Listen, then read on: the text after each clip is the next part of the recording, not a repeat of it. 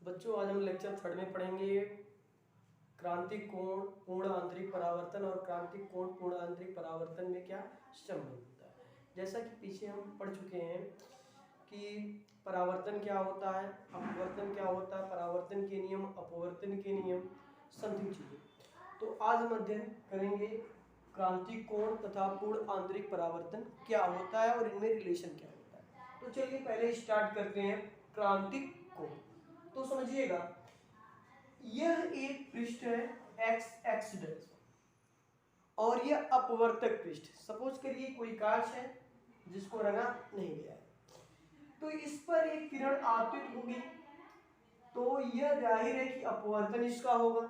अगर हम ऊपर के माध्यम को सघन मान लें और नीचे के माध्यम को विरल मान लें, तो हम जानते हैं कि प्रकाश की किरण सघन से जब विरल में जाती है तो अभिलंब से दूर जाती है, लेकिन वही प्रकाश की किरण विरल से अगर सघन में जाती है तो अभिलंब की ओर झुक जाती है, जिसको हम डीपली बता चुके हैं आपको। अब ध्यान दीजिएगा, यह ऊपर का माध्यम सघन है, नीचे का विरल है, तो प्रकाश की किरण पहले माध्यम से दूसरे माध्यम में जाएगी तो अभिलंब की ओर, अभिलंब से दूर चली जाएगी। तो आप देखिए थोड़ा और झुका के छोड़ेंगे तो और दूर जाएगी। तो एक कंडीशन ऐसी आएगी कि एक विशेष आपतन कोण पर यह किरण इस तल से ही होकर चली जाएगी। मान सकते हैं कि इसके नीचे वाली सतह से होकर क्या होगी, अपवर्तित हो जाएगी। तो हम यह कह दें कि यह विशेष कोण हुआ भाई। तो इस विशेष कोण को हम डिनोट करते हैं सी से, जिसको बोलते हैं क्रांतिक कोण। कब बनता है, जब इस अपवर्तन कोण का मान एक समकोण के बराबर होता है, यानी 90 अंश के बराबर होता है। तो अब इसे सी से डिनोट कर सकते हैं, आर आई सी से भी डिनोट किया जाता है। क्लियर है। तो अब देखिए यह सी होगा, क्रांतिक कोण होगा, लेकिन कब होगा, जब अपवर्तन कोण का मान समकोण होगा, यानी 90 अंश के बराबर। तो इसको अगर हम डिफाइन करना चाहें तो ऐसे डिफाइन कर सकते हैं, वह विशेष आपतन कोण जिस पर अपवर्तन कोण का मान समकोण यानी 90 अंश होता है, उसे क्रांतिक कोण कहते हैं। अब प्रोसेस को आगे बढ़ाइए। अगर इस किरण को थोड़ा सा और झुका दें, मान लें इस फिगर पे क्या है और थोड़ा सा झुक गया है, तो जब और झुकेगा तो जाहिर है कि अब आपतन कोण का मान आई सी से क्या होगा, अधिक होगा। कह सकते हैं क्रांतिक कोण से अधिक। अगर अधिक होगा तो सोचिए, जब सी के बराबर है तो वह तल से होकर जा रहा है, अब थोड़ा सा और बड़ा करेंगे तो यह क्या होगा, तल से ऊपर चला जाएगा। तो कंफर्म हो गया, जब आई सी से आई का मान क्या हो जाएगा, बड़ा हो जाएगा, उस पोजीशन में प्रकाश की किरण सघन माध्यम से कहां जाएगी, सघन माध्यम में ही चली जाएगी। तो यह घटना क्या कहलाएगी, पूर्ण आंतरिक परावर्तन।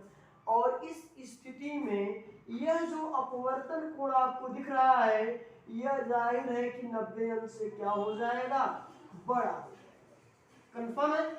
तो इसकी डेफिनेशन अगर हमको बनाना है तो पहले तो यह कंफर्म है कि आपतन कोण का मान क्या होना चाहिए, क्रांतिक कोण से अधिक होना चाहिए। तो हम अगर इसको डिफाइन करें तो ऐसे कह सकते हैं, जब होता है तो प्रकाश का परावर्तन सघन माध्यम से सघन माध्यम में ही होने लगता है, इस घटना को पूर्ण आंतरिक परावर्तन कहते हैं। तो यह फिगर आपका ए है जो डिनोट करता है अपवर्तन की घटना को, यह फिगर नंबर बी है जो डिनोट करता है क्रांतिक कोण की घटना को, और यह फिगर नंबर सी है जो डिनोट करता है पूर्ण आंतरिक परावर्तन की घटना को। तो कुछ चीजें और भी देख लीजिए। पूर्ण आंतरिक परावर्तन की आवश्यक शर्तें,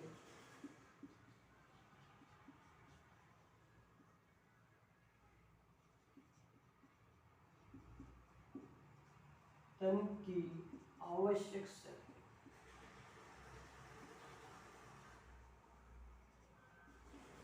चलिए, आप जानते हैं कि क्रांतिक कोण या पूर्ण आंतरिक परावर्तन की घटना कब संपन्न होती है, जब प्रकाश सघन से विरल में जाता है, न कि विरल से सघन में जाता है। विरल से सघन में जाएगा तो ना तो क्रांतिक कोण की घटना होगी और ना ही पूर्ण आंतरिक परावर्तन की घटना होगी। तो सबसे पहली चीज ये है कि यह घटना किसमें संपन्न होती है, जब प्रकाश की किरण सघन से कहाँ जाती है, विरल में। तो हम मान सकते हैं पूर्ण आंतरिक परावर्तन की एक शर्त यह है कि प्रकाश सघन माध्यम से कहाँ जाना चाहिए, विरल माध्यम। दूसरा, यह जो इसका आपतन कोण होगा वह क्रांतिक कोण से अधिक होगा। यानी दूसरी शर्त पूर्ण आंतरिक परावर्तन की है कि आपतन कोण का मान क्रांतिक कोण से अधिक होना चाहिए। जब तक क्रांतिक कोण से अधिक नहीं होगा आपतन कोण, तब तक पूर्ण आंतरिक परावर्तन की घटना संपन्न नहीं होगी। तो यह दोनों आवश्यक शर्तें हैं, इन्हें आप तो देख लीजिए उसको भी। तो ठीक है, अब हम पढ़ेंगे क्रांतिक कोण, जिसको हम डिनोट करते हैं एन आर म्यू, तथा अपवर्तनांक क्रांतिक कोण जिसे डिनोट करते हैं कैपिटल सी, और अपवर्तनांक n जिसे डिनोट करते हैं एन आर म्यू से, कि इन दोनों में क्या रिलेशन और यानी क्या संबंध होता है। तो इसके लिए हमारा फिगर नंबर बी अप्लाई होगा और हम उसी से बताएंगे। चलिए देखते हैं, प्रकाश की किरण इस माध्यम से इस माध्यम में आ रही है, यानी सघन से कहाँ आ रही है, विरल। तो जाहिर है ऊपर का माध्यम सघन है, नीचे का विरल। अगर हम यह मान दें कि यह जो सघन माध्यम है यह 2 सेकंड माध्यम, और यह जो विरल माध्यम है यह प्रथम माध्यम, तो इसमें हम स्नेल का नियम लगा दें। तो देखिए स्नेल के नियम से, स्नेल के नियम से, तो जैसा आप पढ़ चुके हैं स्नेल का नियम होता है 1n2 equal to sine i upon sine r. अब इसको समझिए, पहले से दूसरे में जाती है किरण तो 1n2 अप्लाई करते हैं, लेकिन ऊपर वाले को यहाँ 2 मानना है सघन को, नीचे वाले को 1, तो यहाँ थोड़ा सा चेंज हो जाएगा 2n1। यह बता रहा है दूसरे माध्यम के सापेक्ष पहले माध्यम का, तो ये इक्वल टू हो जाएगा साइन आई अपॉन साइन। अब यहां चेक करिए, साइन आई, आई की जगह आपका सी है और आर की जगह आपका 90 है, तो हम इसको ऐसे लिख सकते हैं 2n1 इक्वल टू साइन आई की जगह आपका सी हुआ और आर की जगह साइन 90। ओके, और आप जानते हैं कि साइन 90 अंश का जो मान होता है वह 1 होता है, मतलब यहाँ 1 हो गया, 1 से साइन सी में भाग देंगे तो यह साइन सी होगा। तो आपका रिजल्ट आया 2n1 इक्वल टू साइन सी। अब देखिए 2n1 को हम लिखते हैं 2n1 equal to 1 upon 1n। Okay, तो इस फार्मूले का यहाँ अप्लाई कर देंगे तो 2n1 की जगह हो जाएगा 1 अपान 1n2। तो देखिए हमारा रिजल्ट क्या आ जाएगा, तो देखिए 1 अपान 1n2 इक्वल टू साइन। अब ऊपर वाले को नीचे कर दे, नीचे वाले को ऊपर, तो नया रिजल्ट आएगा 1n2 equal to 1 upon sine सी।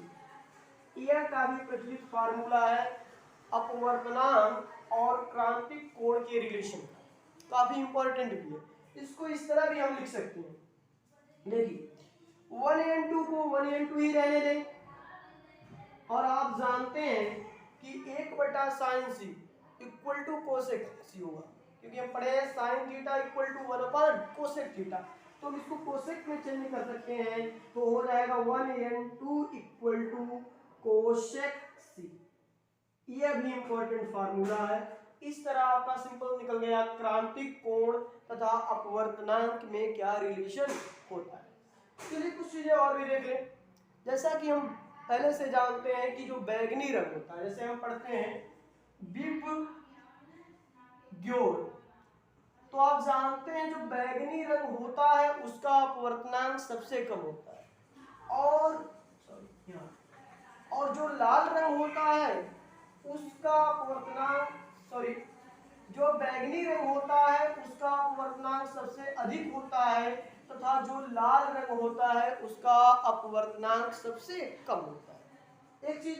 दूसरी चीज, अगर हम रंग की बात करें तो बैंगनी रंग की तरंगदैर्घ्य जो होती है सबसे कम होती है, जबकि लाल रंग की तरंगदैर्घ्य सबसे अधिक होती है। ये कंफर्म आपको मालूम है? तो यहाँ चेक करिए कि अगर रंग बैंगनी है तो उसका अपवर्तनांक क्या होगा? सबसे कम होगा, लेकिन क्रांतिक कोण क्या हो जाएगा? सबसे अधिक हो जाएगा। इसी प्रकार अगर हम ये सपोज कर लें कि अगर रंग लाल है तो उसका अपवर्तनांक सबसे कम होगा, लेकिन क्रांतिक कोण सबसे क्या हो जाएगा? अधिक हो जाएगा। ठीक है, तो सिंपल हो गया, बैंगनी रंग का अपवर्तनांक सबसे अधिक है तो क्रांतिक कोण क्या हो जाएगा? सबसे कम। लाल रंग का अपवर्तनांक सबसे कम है, इसलिए उसकी तरंगदैर्घ्य क्या हो जाएगी, यानी क्रांतिक कोण क्या हो जाएगा? सबसे अधिक हो जाएगा।